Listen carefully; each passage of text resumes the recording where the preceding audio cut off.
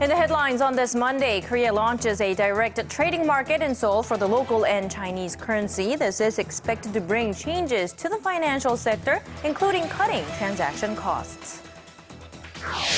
Korea's main rival parties make last-minute efforts to reach a deal and pass next year's budget bill by the legal deadline. If that happens, it will be the first time in more than 10 years. And pro-democracy protesters in Hong Kong clashed with police outside government headquarters on Monday. Stay tuned for these stories and more on Early Edition at 6.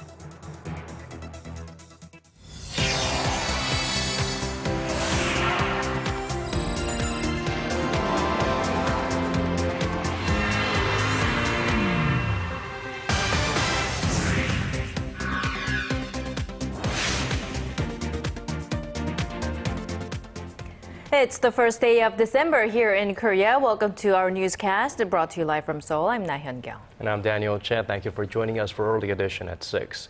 We start on a very positive note today. It's an exciting day. Today is a big day for regional finance as a direct trading market for the Korean won and the Chinese yuan opened. Our Arirang's Hwang Ji-hye takes a look at the benefits this market can bring about. A won-yuan direct trading market launched on Monday in Korea, and that means local exporters will feel less of a burden from overall transaction costs when exchanging the two currencies. Up until now, local banks had to convert their Korean won into US dollars at home and change them again to the yuan in Hong Kong. The new currency market reduces the transaction process, making it more convenient to exchange the two currencies and cutting down on costs as well. The market is also expected to ease risks stemming from possible global currency shocks as it diversifies currencies used in trade settlements. Experts add that the new currency market provides an opportunity for the 7 local banks and 5 Korean branches of foreign banks that the government has chosen as market makers to boost trading. Through the measures, local banks are participating in setting the price of the Chinese yuan, which is emerging as one of the major international currencies. This will help them grow as global players in the financial market. But there's a long way to go before the market realizes its full potential. Korea's central bank pledged support if needed. If it's necessary to stabilize the market, we will provide some of the yuan that was secured through our currency swap with China. The market will be open every weekday from 9 a.m. to 3 p.m. with a minimum transaction amount of 1 million yuan or roughly $160,000. The won opened its first day 180.30 against the yuan and closed the day at 180.77. Now, there are high expectations the new currency market could breathe new life into the local financial market. Hwang Ji-hye, Arirang News. The details on Samsung Group's annual reshuffle are out. There were no drastic shifts made this year, and no one from the controlling E family has received a promotion. Analysts say the group is focused on keeping management operations steady as Chairman Lee Geun-hye is still in the hospital after suffering a heart attack in May. In his first reshuffle after E's absence, Samsung Group heir apparent Lee Jae-yong kept the 3 CEOs at Samsung Electronics as is, but did send a warning sign to the slumping handset sector, removing 3 presidents of the IT and mobile division from their posts. Samsung Electronics saw some of its worst performance numbers last quarter, with profits falling or hitting a 3-year low and sales falling below $50 billion for the first time in 2 years. Korea recorded another trade surplus for the month of November. That's the 34th straight month in the black, but analysts say the outlook for next year's numbers isn't looking too great because of the falling Japanese yen. Our Kim Ji-yeon has more. Despite concerns stemming from the weakening Japanese yen, Korea's annual exports are expected to reach $1.1 trillion by the end of this year, with new record highs for trade volume, export volume, and the trade surplus. The Trade Ministry says annual exports grew by 2.4% during the January to November period from the same period last year. This comes amid concerns raised by Korean exporters of unfavorable currency conditions, mainly due to the strengthening of the Korean won against the weakening Japanese yen. But it may be too soon to celebrate, as local experts say this year may be the period of calm before the storm. Up until now, Japanese exporters were passive in cutting their unit prices, but that may change next year as their profitability is improving due to the weak Japanese yen. More aggressive reductions by the Japanese are expected to take a toll on Korean exporters next year. The current exchange rate hovers at around 951 to 100 yen, the lowest it's been since 2008. The expert also attributed to Korea's declining exports to China and a U.S. interest rate hike as some of the main concerns that could affect Korean exports next year. Kim Jeon, Arirang News. Korea's real wage growth has dropped for 6 consecutive quarters. That means we posted near 0% growth. The Bank of Korea and the Labor Ministry said Monday that the real wage amounted to an average of just over $2,600 in the third quarter of this year, up merely 0.08%, that is, from the same period last year. This is the weakest figure since the fourth quarter of 2011, when a negative 2.4% growth was recorded. The real wage growth is calculated by deducting price inflation from the nominal wage and reflects the workers' purchasing power. Experts attributed the near 0% growth to companies hiring more temporary workers who receive lower incomes than regular ones. The labor participation of Korean women is among the lowest in the OECD, and the gender gap among male and female workers is wide. It's a very familiar story. It's a common refrain for the Korean economy, one that specialists around the world talked about on Monday. Our Kwon So-hwa reports on what was discussed. Yesterday, we had a report about how the average Korean woman is almost forced to choose between her career and raising a child. While more women are entering the workforce here in Korea, the glass ceiling certainly remains very much intact. Korea's chronically low birth rate and rapidly aging population are about to bring about a huge shift. The problems surrounding women and work in Korea can best be described as chronic. To address them and come up with solutions, government officials and experts from Korea and abroad gathered for discussions this Monday. More economic participation of women will contribute to achieving gender equality and gaining economic benefits. With Korea's long average working hours and difficulties returning to work after taking maternity leave, job flexibility was stressed at the conference. The government has been developing diverse policies to support women to maintain their career while keeping work-life balance. One of these core policies is the family-friendly cooperation certification. That policy gives incentives from the Gender Ministry to family-friendly companies, making more part-time positions available and providing assistance to female re-employment support centers was also mentioned. International leaders say the Korean government's goal of raising the female labor participation rate to 70% is ambitious but attainable. The country has extremely highly educated pool of educated women, which is a very good baseline to start. And then secondly, it has very clear policies, not only policies, but plans how to get there. And I think now it's just a matter of implementation. As women in Korea are expected to outnumber men next year for the first time ever, domestic and international leaders are emphasizing now more than ever the importance of raising the labor participation rate of women. Kwon So-hwa, Arirang News.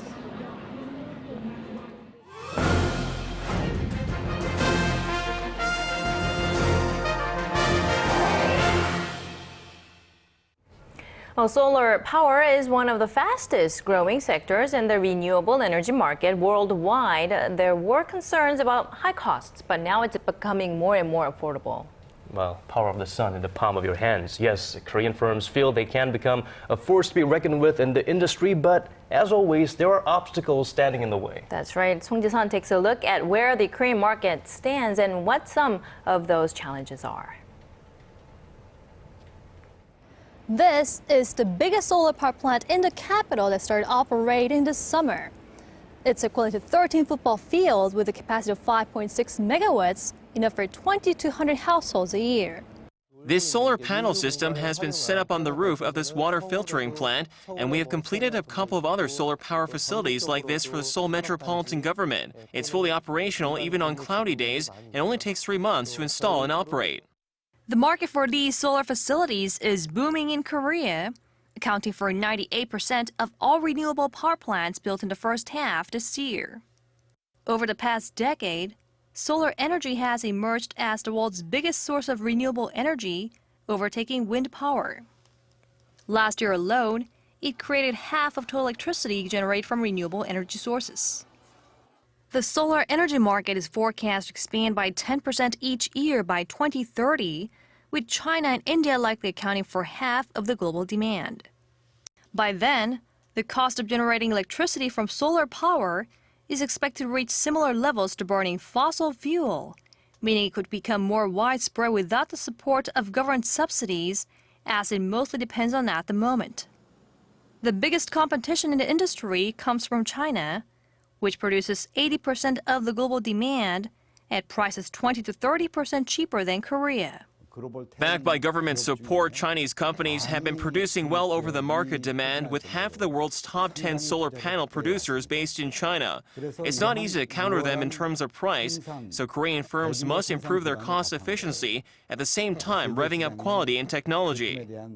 Around 40 players are in Korea's solar power generating market, with small and mid-sized companies focusing on solar cells or modules, while large conglomerates aim to tackle the global market by equipping a complete chain of production and after-sales service.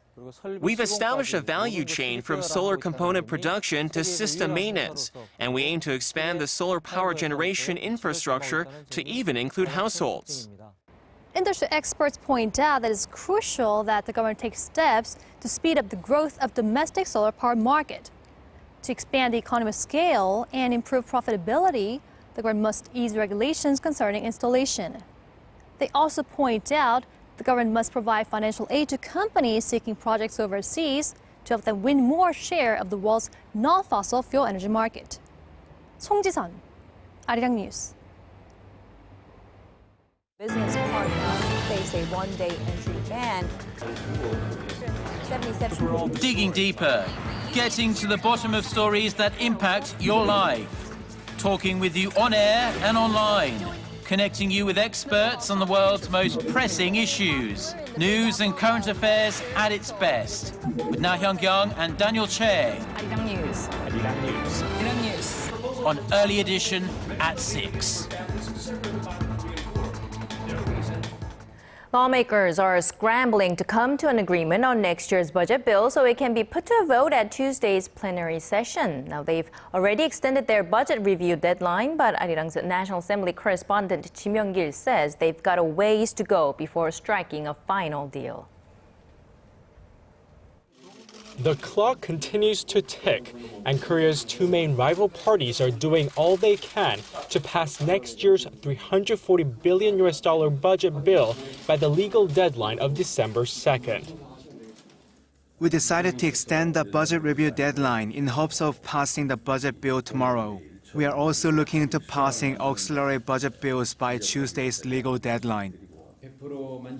We are not 100% satisfied, but our party is doing its best to secure budgets that will improve the livelihoods of the people and make Korea a safer place to live. They hope to finalize the review process before tomorrow's plenary vote. If they don't, the government's original version of the bill will be passed automatically. The ruling Saenuri Party and main opposition New Politics Alliance for Democracy have narrowed their differences on a number of issues. They have agreed to allocate some $85 million for President Park Geunhye's vision of a creative economy. They agreed to subsidize a free childcare program using the Education Ministry's budget and to scale back on corporate tax reductions. They've also accepted the government's proposal to increase cigarette prices by an average of $1.80 per pack starting next year. However, the parties are still at loggerheads over tax-related bills that are attached to the budget. Those will be put to a vote on Tuesday with or without bipartisan agreement. The ruling minority party is calling for cuts on inheritance and gift taxes to revitalize the economy, while the opposition party says the revision gives unnecessary tax breaks to the rich.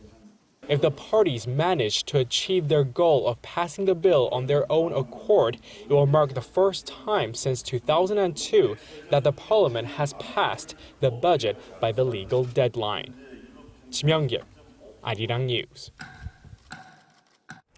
Meanwhile, the National Assembly's Foreign Affairs Committee adopted a resolution on Monday calling for action against anti-Korean protests in Japan.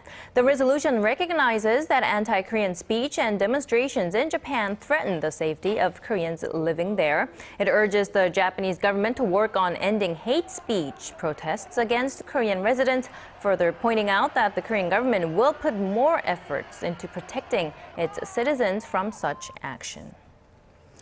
President Park Geunhye has ordered an investigation to find out who's responsible for leaking information about one of her former aides. It's being coined the Chung Yun-hwe Gate here in Korea after a recent media report claimed that the president's former aide Chung had been meeting with presidential secretaries on a regular basis and was plotting to oust the current presidential chief of staff.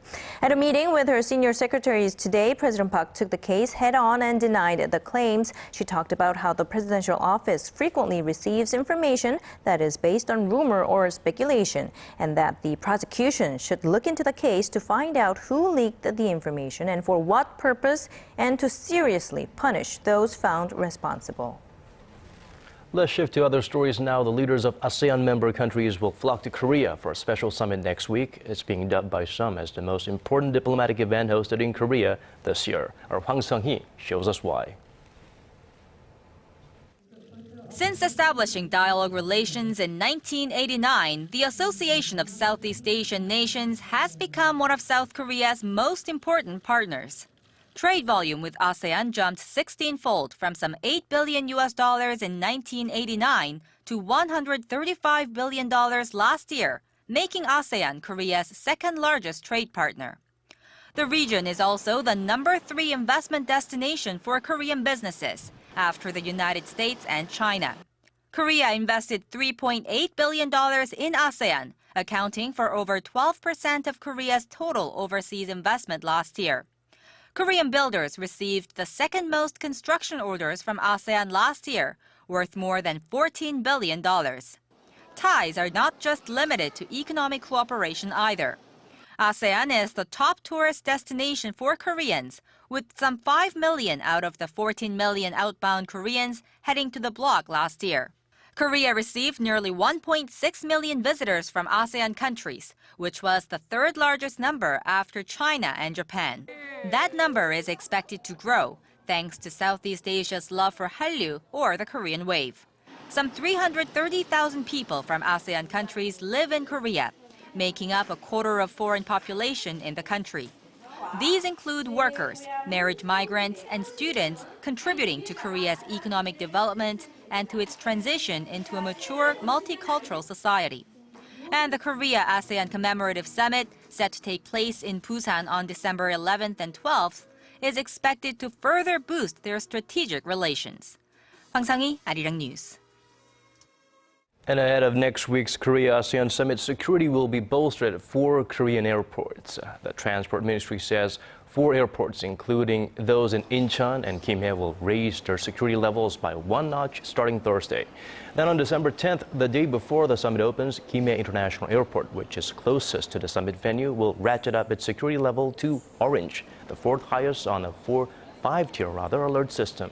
The bolstered security means extra searches on passengers and luggage, as well as increased patrols and security activities at passenger terminals and other airport facilities. Passengers are advised to arrive 2.5 hours early for international flights and an hour before domestic flights during that period. The student-led pro-democracy protest in Hong Kong heated up again this Monday. Some 4,000 participants were confronted by city police as they tried to surround government headquarters in the Admiralty district. Defying orders to retreat, police pushed them back using batons and pepper spray. Some protesters stormed into a nearby thoroughfare, disrupting traffic in the process. At least 40 people were arrested in the latest incident, with 40 taken to the hospital for treatment. The protesters continue to demand more autonomy in elections for their next chief executive.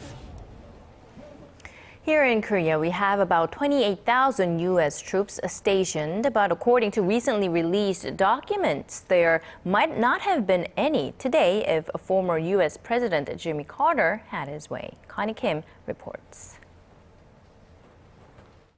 In January 1977, soon after U.S. President Jimmy Carter is inaugurated, he orders a review on the removal of all U.S. troops from South Korea. Top government officials strongly oppose the idea, but Carter stands firm, working on reports that the two Koreas had balanced military power, thereby making it harder for them to go to war. 2 years later, Carter backtracks, citing a buildup in North Korea's military strength. Now we have a better idea of what changed then-President Carter's mind thanks to a recently declassified CIA document. Carter knew at the time of his announcement that North Korea had 80% more tanks in its arsenal than previously reported, and had deployed some 270 tanks and 100 armored personnel vehicles within 100 kilometers of the demilitarized zone. He would later learn that Pyongyang had 3 additional army divisions and an extra brigade, but that was just the tip of the iceberg.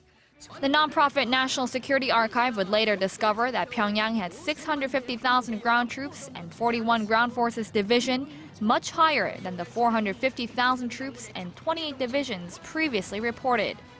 In January 1979, the National Security Archive's report was leaked, leaving then-President Carter no choice but to abandon his review and plans to pull U.S. troops from the peninsula. Connie Kim, Arirang News. Today, December 1st, marks World AIDS Day, a day aimed at raising awareness about the fight against HIV. There are nearly 10,000 HIV-positive individuals here in Korea. That's only the officially recorded figure. Local activists say Korea could do so much more to fight the virus. Our Connie Lee has this report.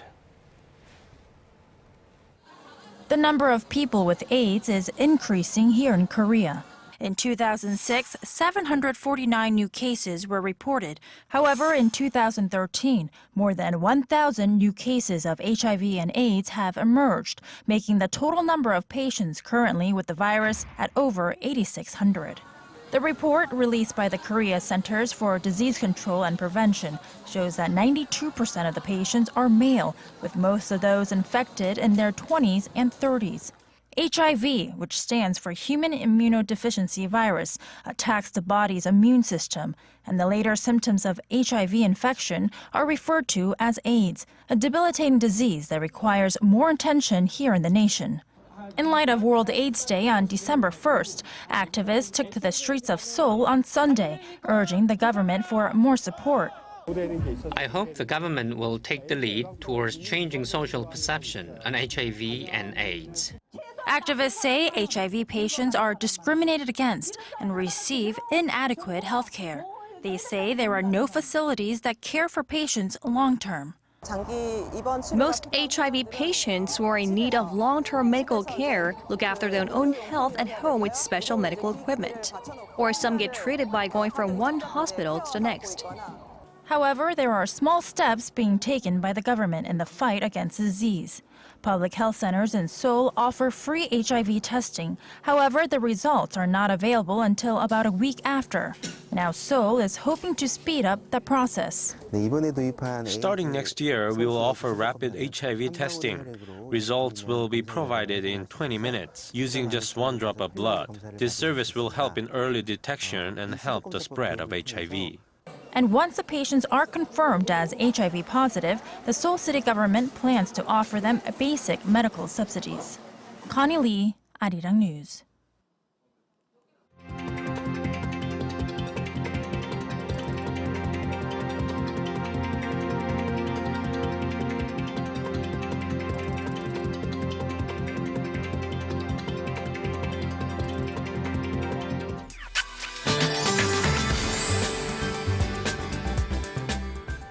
Well, although the snow has stopped here in Seoul, there are still some regions seeing a heavy amount. That's right. For details, let's turn to our Michelle Park at the Weather Center. Michelle.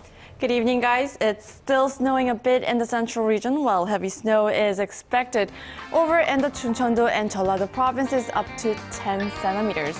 Now, Chungcheongnam-do, in fact, is under a heavy snow advisory. Meanwhile, a cold snap has hit the country, and it's come with some strong winds as well. Now, as we look further into the forecast, snow is expected throughout the whole week, with the temperatures reading in the negatives all over the nation. And to our readings for tomorrow, so we'll start off the Tuesday morning at -7 before reaching up to -1 in the afternoon. Meanwhile, the southern cities such as Daegu and Busan will top to 3 and 5 degrees. Now moving over to other regions, Jeju Island tops to 5 as well, while Dokdo hits 0, while Mankungang reaches down below at -12 degrees. Well, that's all for now. I'm Michelle Park, and have a wonderful evening. Well, thanks, Michelle. That's all from us. This has been Daniel Chen. Thank you for watching. And I'm Nai Hyun-kyung, wishing our viewers in Korea a great rest of the evening. Daniel and I will be back same time tomorrow. Bye-bye for now.